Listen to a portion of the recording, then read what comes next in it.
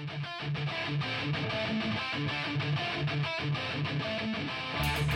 everyone, it's Ivan, kitbachelor.com, out here with my course loadout from the 3-day level 2 night vision class with AMTAC shooting. Beginning in November 2024, ended up taking part in the 3-day night vision class up at AMTAC shooting. Pretty awesome, covered a ton of stuff, not only obviously shooting under night vision, both rifle and pistol, but kind of a wave top crash course and a lot of other stuff to include communication, small unit tactics, CQB, movement, all kinds of stuff. Pretty awesome class. Being, of course, in North Idaho in November, not super warm, so I'll go over kind of what I ended up bringing to the class first, starting bottom up. I reviewed these before. These are my Salomon Tundra.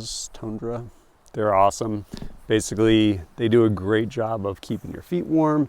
And honestly, there was actually some snow on the ground because it had snowed like, I don't know, a couple days before.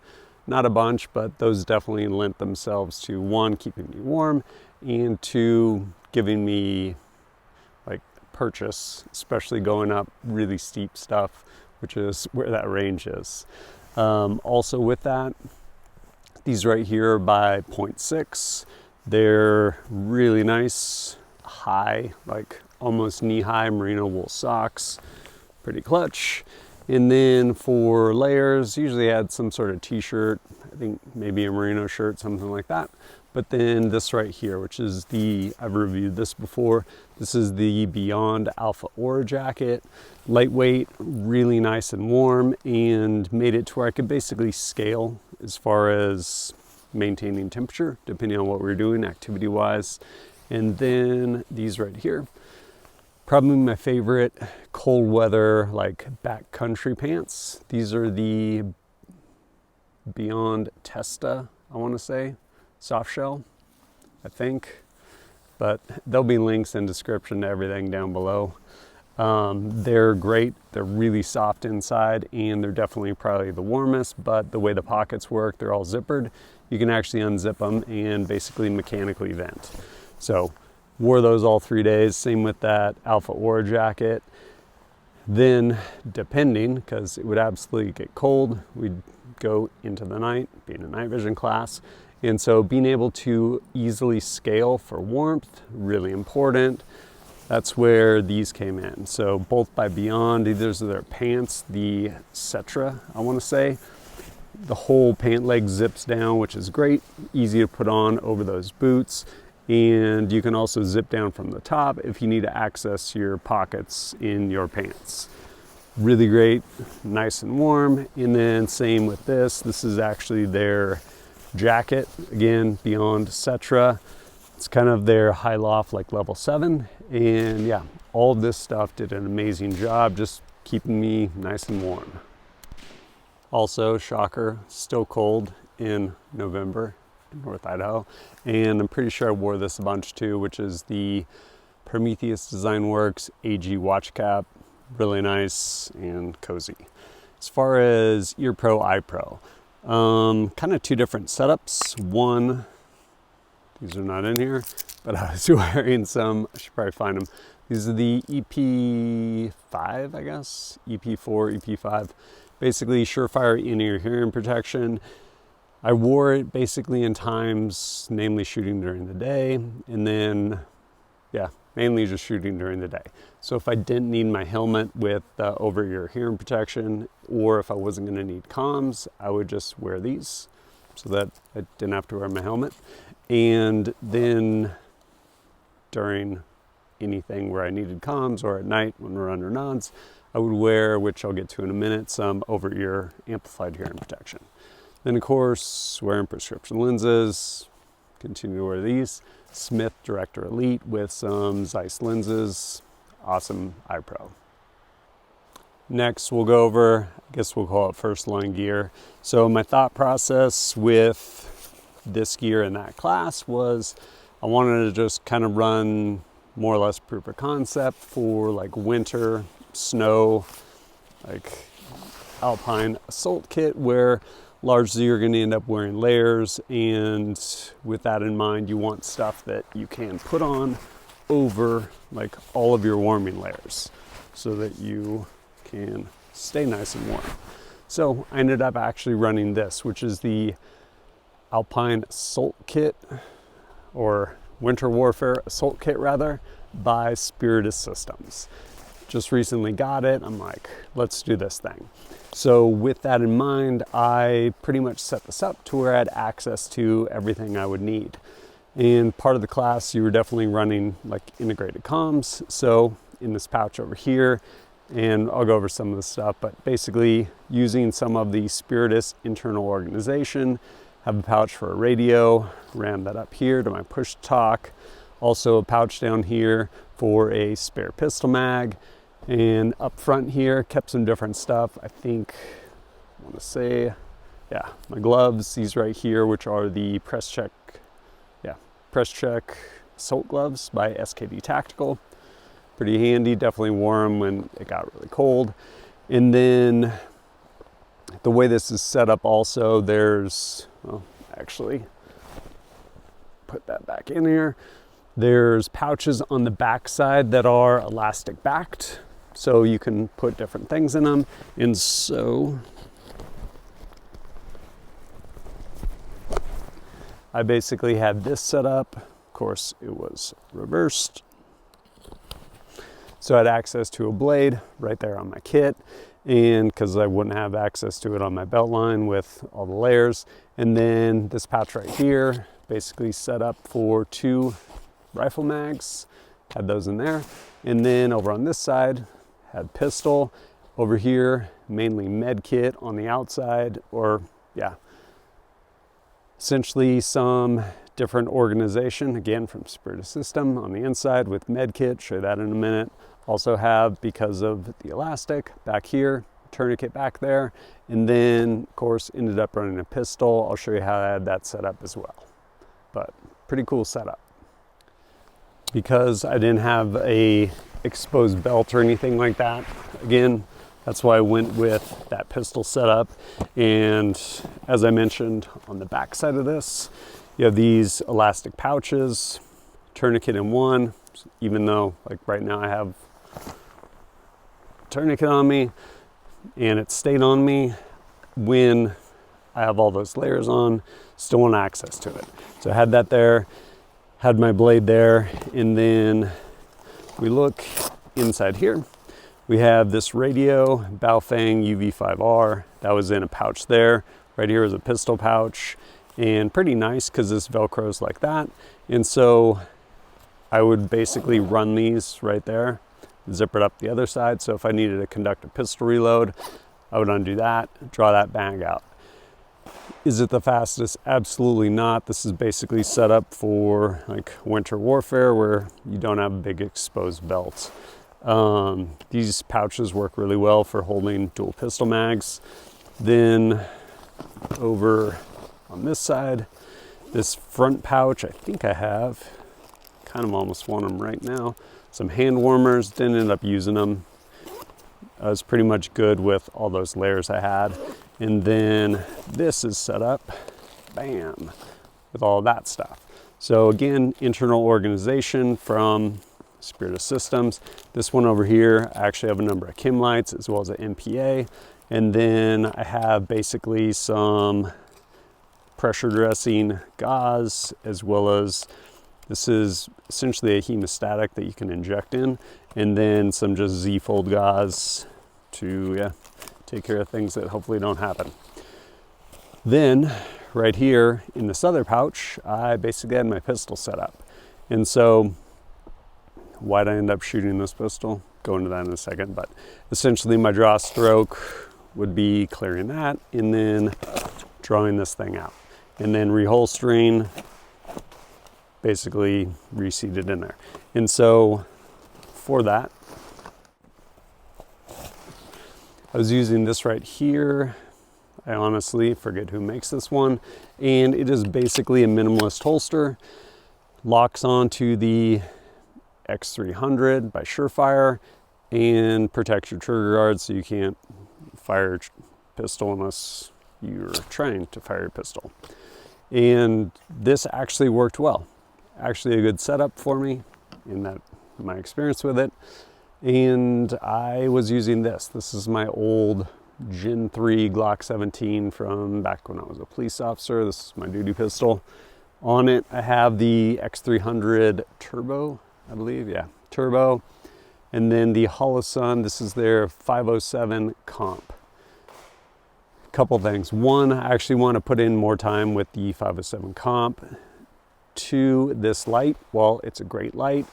Probably would have been better served with a like X400, which is the, X300 Vampire.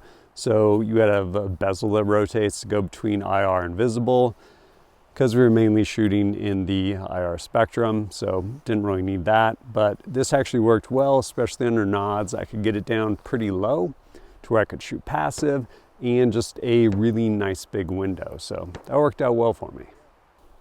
And that brings me to my helmet setup. This right here, I actually really need to finish my review on, had it for years.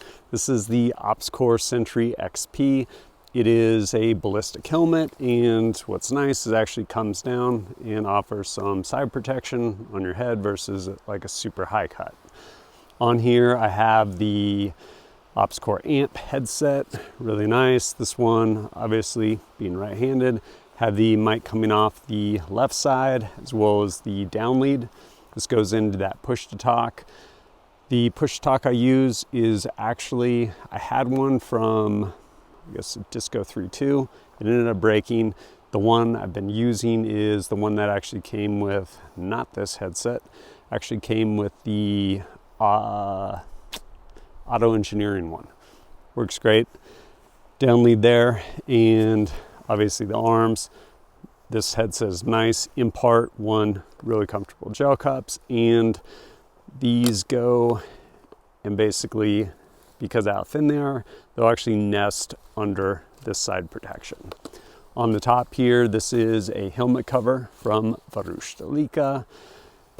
Have a light on here. I think I might have used it once, just trying to help get the camera to actually focus. And then over here, this is the, I believe, Streamlight Sidewinder stock. It's a task light, so rotates through right there. It's on red. It also has green and blue, as well as visible white light and IR. Pretty handy, really, honestly, for going down range, checking targets, things like that. Throw the nods up, I just turn on red light, preserve your night vision. And then right here, Wilcox, I always forget the number, some number for this mount.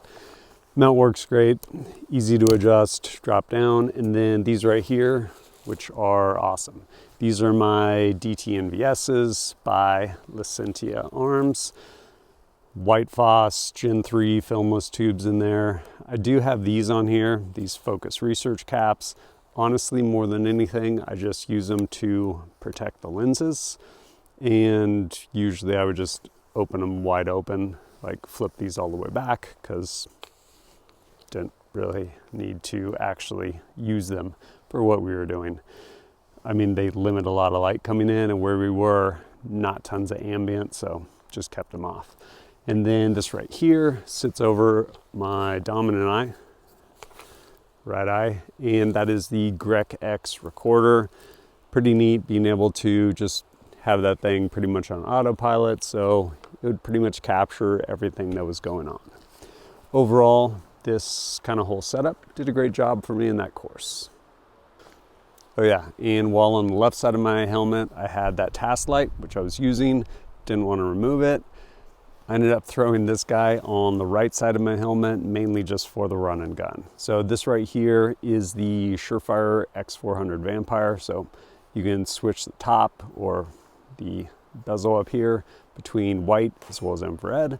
And then there's an IR laser. Ideally, I just have this on my pistol. I did not, because I didn't have a holster that would work with the setup that I want to run. So I actually used this for the run and gun on the right side of my pistol. Kind of awkward coming over the top to turn it on. And then once it was on though, do my shooting, reach up and turn it off, which Ideally, it would just be on the left side of my helmet if I was going to use it like that, but really just threw it on there for those running guns. Which brings me to my rifle setup. This right here is my 16-inch BCM with their Raider rail. Thing's actually a really awesome rifle. Starting at the front, there is the Surefire RC3, their newest suppressor. Thing's really cool, works great. Up here, I have the Penumbra, maybe pronouncing that right, laser. It is a Viz as well as IR laser and a IR illuminator. On the back here, you can basically low, medium, high, both the IR laser as well as the IR illuminator. And then also over here, you basically adjust the flood as far as how wide or how narrow that beam is. Works actually really well. And then right here is a Surefire Vampire scout light. Coming back to also these Arson Machine, basically just cable management right there. And then right here is the, I think it's called the mod switch, the mod light, and it's a dual lead. So when you smash it, you'll fire either your, well, you'll fire both, whatever you have plugged in. So I would either be firing my Viz light in my Viz laser or IR laser, and if it was turned on, my IR flood from this Vampire. Also this vert grip. Well, I'll speak to all this stuff in a second. Moving back, this is the Leupold Mark V HD 2-10. On here is their offset. This is their Delta Point Pro, and I have sling right here by VTAC. So, how did all this stuff do? Well, oh yeah, and well, I'll show you that in a second. Honestly, all this stuff did really good for me, like generally across the board. There were a few things I did run into. So this laser unit, actually, it did great. Did everything I asked of it. Didn't do too much white light, but when I did, or for that matter, if I needed to basically have just a really big flood, this in IR mode did a great job. Moving back to the switch. I actually don't like the switch. Like, the more I've used it, it works, it absolutely does. Problem being is when you're cold, like I'm actually really cold right now, when you go to press this, you're trying to press as hard as you can to make sure this thing stays on, and then one, under recoil, and two, just as your hands start to get cold, especially at night, northern Idaho, night vision class, late at night, you'll fire and you won't be able to keep enough pressure on there to stay on. And it's not a clicky switch, it is only temporary. What's the solution? Well, you can try and double click, but again, once you start to lose dexterity, it may or may not work. Honestly, of the switches I've used, like remote switches, probably I think it's the Axon by Unity Tactical, because it actually is a clicky switch and it's facing forward, which I feel is easier to either press and hold. You can also reverse it if you want to go back, but I feel like that's actually easier to press and hold than trying to keep constant pressure straight down on this switch, which definitely ran into, especially on the like run and gun. This optic, great for zeroing, and then honestly past that, really did not use it under nods. Can you use it under nods? Maybe. Didn't really play with it because any type of magnified optic is honestly just suboptimal. And on here, I actually have the offset, the Delta Point Pro. Did I use that? I did. Worked pretty good. I will say it's made for a pistol, not necessarily made for night vision. And I say that because while you can actually adjust the settings, which I like, it doesn't get as dim as I would like it, especially shooting passive under nods. Just sample size of 1, but yeah, definitely did not get as dim as I would have liked. Something else pretty cool I actually ended up using was this right here, which is the thermal clip-on by Nighthawk. This is the Viper, and there's actually a QD on here, and it's a flip to side. And so basically I would have it set up on my gun directly in front of my day optic. And was it usable? Yes, depending on what you're aiming at. So I tried actually, I was like, maybe I'll shoot like the run and gun, shoot it passive through this. In all that dark timber, there just wasn't enough contrast with targets, so wasn't able to do that. And then the place I did use it, which was pretty cool, is we were essentially doing some force on force stuff, not with bullets, using the Mantis Blackbeard, shooting lasers, and being able to use this. Like, night vision's already a superpower, and then you add thermal in, pretty cool as far as what you could recognize. But something I ran into was, one, putting that on this gun makes this gun even heavier. It's not very light right now, but makes it even heavier. And then basically, once it was on here, essentially having to scan with the gun because that's where the thermal was. Kind of suboptimal. What was good about it though is once I found the people we were looking for, I could use my ARIA laser and be like, they're right here, rather than trying to talk the rest of my team on to, hey, do you see that bush? Like, okay, from that bush, or crazy stuff like that. So having it mounted was advantageous, but it was also, one, heavy, cumbersome, and hard to get behind, like nods that need to come up. So what I ended up trying to do at one point, which worked pretty well, again, no perfect solution, was basically running my right nod down over my right eye and rolling the left one up. And I would just basically carry this, scan, bring it down, move, scan. And that actually worked out probably better than trying to scan with my rifle. But again, when I ended up seeing people, now you have to talk people on rather than just being able to laze, or there is a throw lever, so you could throw it on there, but depending on how fast things were happening, might not be realistic. Coming away from it, how did everything do? Is there anything I would change? Honestly, most stuff did a really good job. As far as, I don't know, I would actually just keep that same task light there because it was really handy. And I would actually replace that X300 Turbo with my X400 Vampire. Should just put it on my pistol and then figure out some sort of holster solution so that I could still use it on that Winter Warfare Assault Kit, because I actually really like that setup. Everything was there, easy to throw on over all my layers when I didn't have access to my belt line. Still had a blade, medical, reloads, pistol, radio, all that stuff was there. Really handy. As far as this rifle setup, I generally liked all of it, with the exception of that Modbutton, I guess it is, dual lead. Yeah, just don't really care for it. I ran into issues where it would go off when I wanted to stay on, and I think it just had to do with hands being cold and dexterity. Would really like a clicky switch for, honestly, some of those situations. Also, that Delta Point Pro, great during the day.